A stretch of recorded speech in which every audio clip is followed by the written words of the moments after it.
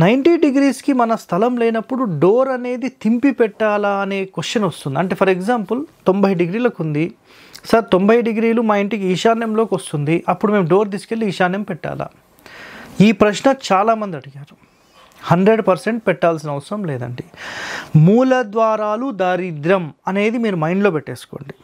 ఒకవేళ గుర్తుపెట్టుకోండి, తూర్పు ఫేసింగ్ మీరు తీసుకున్నారు, రైట్, 90 డిగ్రీస్ ఈశాన్యానికి వచ్చింది, సరే ఈశాన్యం వైపు పెట్టేశారు, రైట్, ఓకే అనుకుందాం.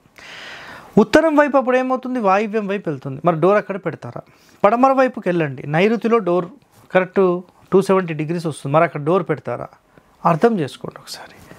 100% that is a wrong system. మీ ఇంటిని నా ముఖ రూపంలో ఒక్కసారి అబ్జర్వ్ చేయండి. ఇక్కడ నేను ఇలా నుంచున్నాను కదా, మీరు అబ్జర్వ్ చేస్తే కరెక్ట్గా అబ్జర్వ్ చేయండి. ఇది ముఖద్వారం అండి, అంటే మెయిన్ ఫ్రంట్ ఫేసింగ్ అనుకోండి, ఇదంతా ఒక ఫ్రంట్ ఫేసింగ్. ఒకవేళ డిగ్రీలకు నేను ఇలా ఉండాలండి, ఇలా ఉన్నప్పుడు నా డోరు, నా కన్నులు ఇవన్నీ ఒక అలైన్మెంట్లో ఇట్లాగే చూస్తాయి అన్నీ.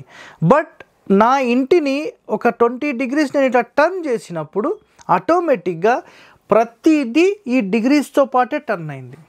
అలా కాదండి, ఒక 10 డిగ్రీలు తేడా వచ్చింది, మరి ఈ ద్వారాన్ని అంటే డోర్ అనేది నేను మధ్య ద్వారం చెప్తాను కదా, మరి దీన్ని కొంచెం ఇటు జరపొచ్చా అంటే